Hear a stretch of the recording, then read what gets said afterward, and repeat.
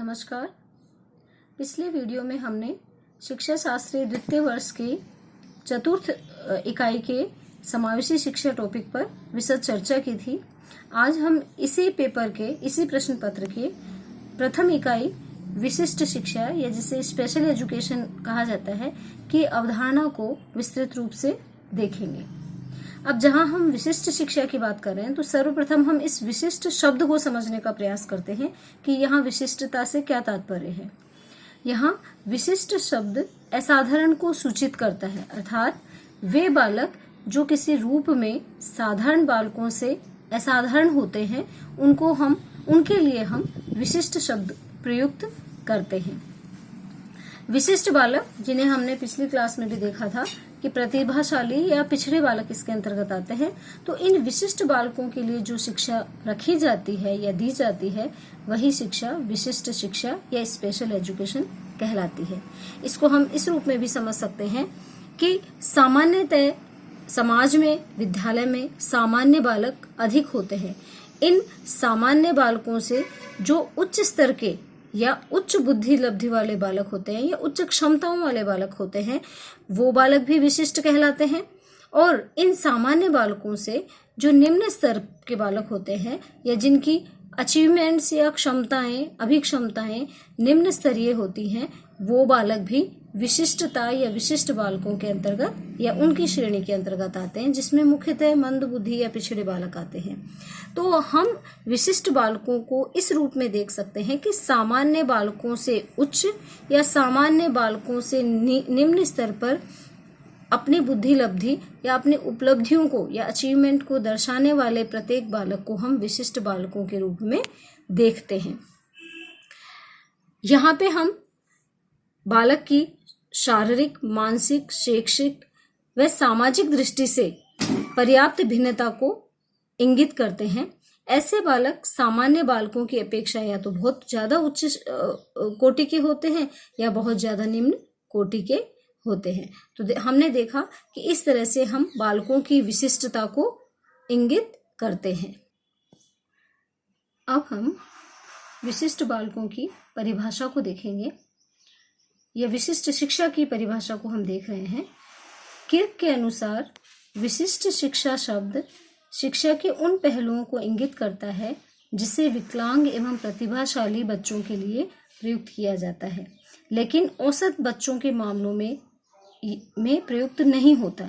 यहाँ पर जिस तरह से हमने बालकों का वर्गीकरण किया था उसी को परिभाषित या उसी को एक परिभाषा के रूप में समझाया गया है कि विशिष्ट शिक्षा का जो शब्द है या उसका प्रयोग हम उन विकलांग एवं प्रतिभाशाली बालकों के लिए करते हैं जो इस विशिष्टता के अंतर्गत आते हैं, ना कि उन बच्चों के लिए जो औसत दर्जे के होते हैं। हल्लहन एवं कॉफमैन ने इस पर अपनी परिभाषा दी है कि विशेष शिक्षा का अर्थ विशेष रूप से तैयार किए गए साधनों के द्वारा विशिष्ट बालकों को प्रशिक्षण देना है।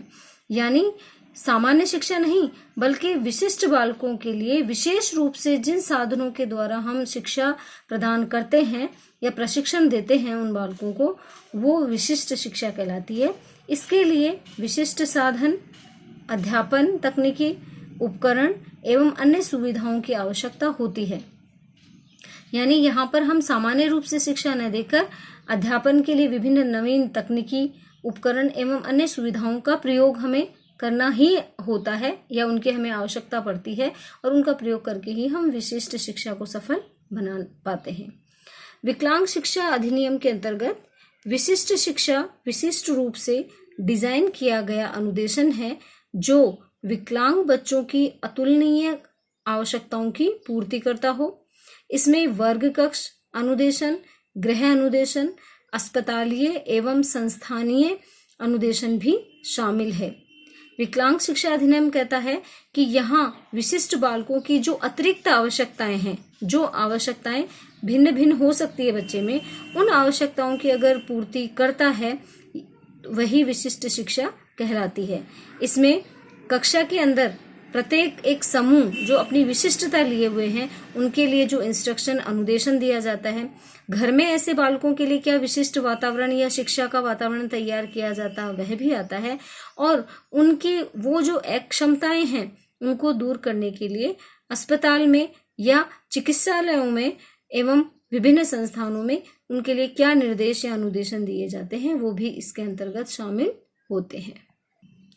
सामान्यतः इन सभी परिभाषाओं में विशिष्ट बालकों को उन औसत बालकों से अलग किया गया है जिनकी आवश्यकताएं औसत बालकों से अपेक्षाकृत अधिक होती है, अतः उन्हें शिक्षा के भी अपेक्षाकृत अच्छे मोड में शिक्षण या प्रशिक्षण प्रदान करना आवश्यक होता है।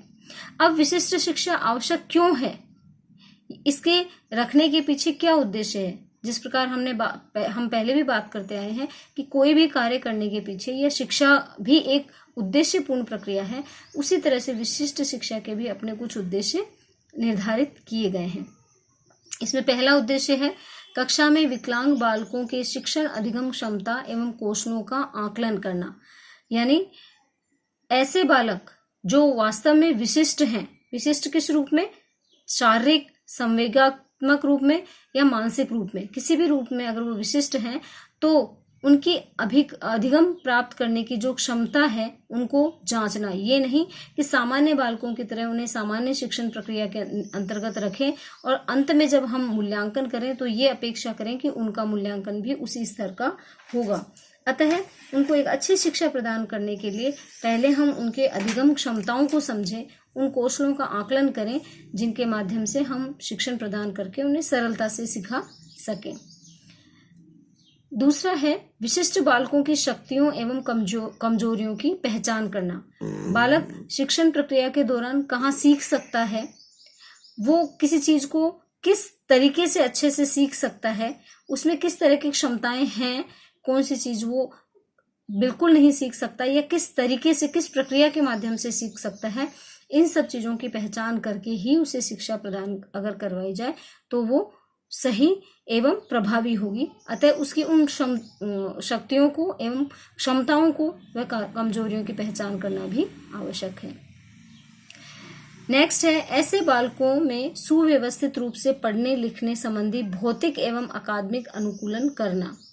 जब हम उनकी कमजोरियों को जान जाएं, उनमें क्या क्वालिटीज हैं इनको हम जान जाएं, तो उनके लिए सुव्यवस्थित रूप से पढ़ने लिखने संबंधी उसी प्रकार के मोड या वातावरण या परिस्थितियों का निर्माण करना जिसमें वो अपने आप को समायोजित कर सके। वो अनुकूलता चाहे भौतिक परिस्थितियां उनको प्रदान करके अर्थात विद्यालय वातावरण को तैयार करके या अकादमिक यानी शिक्षण के दौरान दी जाने वाली सुविधाओं के रूप में भी हो सकती है।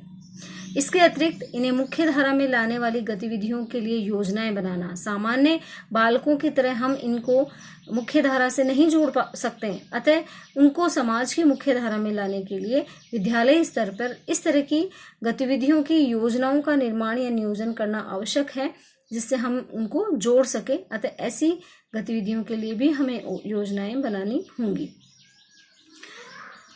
इसके अतिरिक्त पुनर्वास विशेषज्ञों एवं विद्यालय के कर्मचारियों के मध्य परामर्शात्मक संबंध कायम करना। यह तभी संभव हो सकता है कि विशिष्ट शिक्षा अपने आप में प्रभावी हो जब उनके लिए निर्धारित जो विशेषज्ञ हैं और विद्यालय में कार्य करने वाले अन्य कर्मचारी हैं उनके बीच में सामंजस्य स्थापित हो, जिससे कि वो एक आसान तरीके से, सरल तरीके से और प्रभावी रूप से कार्य कर सके। अब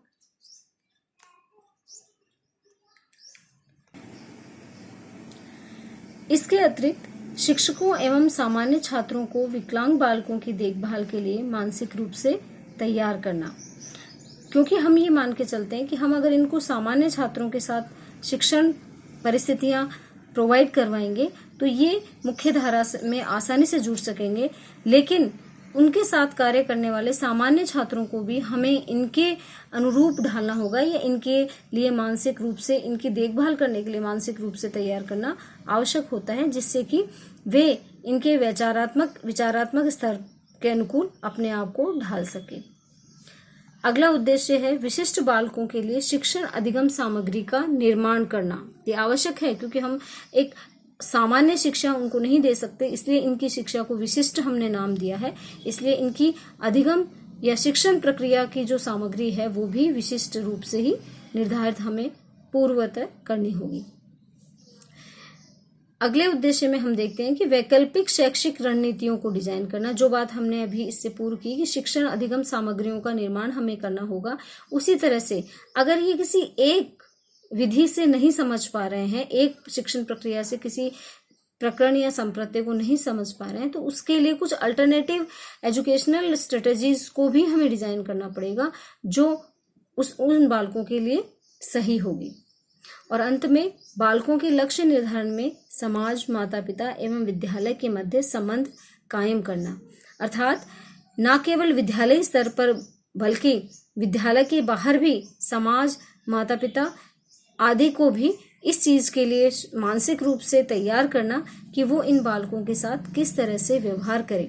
तभी विद्यालय स्तर पर दी जाने वाली इन विशिष्ट बालकों को विशिष्ट शिक्षा प्रभावी हो पाएगी। अब हम देखेंगे कि विशिष्ट शिक्षा का कार्य क्षेत्र क्या है, यानी किन किन क्षेत्रों में हमें विशिष्ट शिक्षा को देखना होगा, समझना होगा और उसके लिए कार्य करना होगा विशिष्ट शिक्षा के अंतर्गत। सर्वप्रथम हम देखते हैं विशिष्ट बालकों की पहचान, जिन्हें हमें विशिष्ट शिक्षा देनी है उनकी पहचान, कि सामान्य या समाज के अंतर्गत, सामान्य विद्यालय या समाज के अंतर्गत विशिष्ट बालकों के रूप में हम किन्हें चिन्हित करते हैं। विशिष्ट बालकों के अंतर्गत हम दृष्टि बाधित बालक, मानसिक मंदबुद्धि बालक, अधिगम अक्षम बालक या प्रतिभाशाली, जिन्हें हम बुद्धिमान बालकों के रूप में जानते हैं, उन बालकों को लेते हैं। तो हमें सामान्य स्तर पर पहले ये जांचना होगा कि वास्तव में विशिष्ट शिक्षा के योग्य कौन से बालक हैं जिन्हें हम विशिष्ट बालकों के रूप में इंगित करेंगे। विशिष्ट शिक्षा के अंतर्गत दूसरा हमारा जो क्षेत्र है वो है दृष्टि बाधित बालकों की शिक्षा। दृष्टि बाधित बालकों की शिक्षा के अंतर्गत हम पहले पहचान कर उन बच्चों को छांटें कि दृष्टि बाधित में किस किस तरह के बच्चे हैं। अर्थात दृष्टि बाधित बालक दो प्रकार के हो सकते हैं, एक जिन्हें थोड़ा कम दिखाई देता है और दूसरे वो बालक जिन्हें बिल्कुल भी दिखाई नहीं देता है। तो इन दोनों प्रकार के बालकों की पहचान करके हम इनको शिक्षा की कौन सी सुविधाएं दे सकते हैं। जैसे आज के समय में ब्रेल लिपि के द्वारा शिक्षण करवाया जाता है, या सुनाकर, अगर बच्चे थोड़ा बहुत उनकी दृष्टि मंद है तो हम उन्हें सुनाकर रीडर के द्वारा किस तरह से सिखा सकते हैं, उनका भी हमें इसमें प्रयोग करना होता है। इसके अतिरिक्त श्रवण बाधित बालकों की शिक्षा भी विशिष्ट शिक्षा के अंतर्गत आती है। श्रवण बाधित बालक वे बालक होते हैं जो जन्मजात किसी कारणवश सुन नहीं पाते या अन्य कोई उनके साथ होने वाले दुर्घटनाओं की वजह से वो सुनना कम उनके अंतर्गत हो जाता है। तो इन बालकों को शिक्षा देने की व्यवस्था भी विशिष्ट शिक्षा के अंतर्गत है।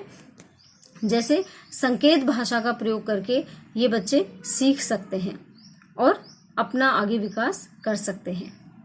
मानसिक मंद बालकों की शिक्षा, विशिष्ट शिक्षा के अंतर्गत वे बालक भी आते हैं जो सामान्य बालकों की अपेक्षा काफी कम बुद्धि लब्धि वाले बालक माने जाते हैं। मुख्यतः ये 40 IQ लेवल वाले बालक इसके अंतर्गत आते हैं। ये बालक औसत बालकों की अपेक्षा बहुत कम गति से किसी चीज को सीख सकते हैं, जबकि शारीरिक रूप से वो पूर्ण रूप से स्वस्थ होते हैं। इन बालकों के लिए हम अतिरिक्त कक्षाएं लगा के, यानी पहले उपचारात्मक निदान करके फिर हम उपचारात्मक शिक्षण दे सकते हैं। उनके लिए शिक्षण की विधियों में हम परिवर्तन लाते हैं और इस तरह की जो शिक्षा इनको दी जाती है वो मानसिक मंदबुद्धि बालकों के लिए आती है। इसके अतिरिक्त अधिगम अक्षम जो बालक होते हैं उनके लिए भी शिक्षा इसके अंतर्गत दी जाती है। जैसे ऐसे बालक जो शारीरिक रूप से सक्षम होने के बावजूद भी किन्हीं कारणों सीख नहीं पाते हैं या अधिगम प्राप्त करने में उन्हें दिक्कत या कठिनाई आती है अपने बराबर के बालकों के अनुरूप, तो उनके लिए शिक्षा का निर्धारण भी इसके अंतर्गत किया गया है। बहुविकलांग बालकों की शिक्षा भी विशिष्ट शिक्षा के अंतर्गत आती है।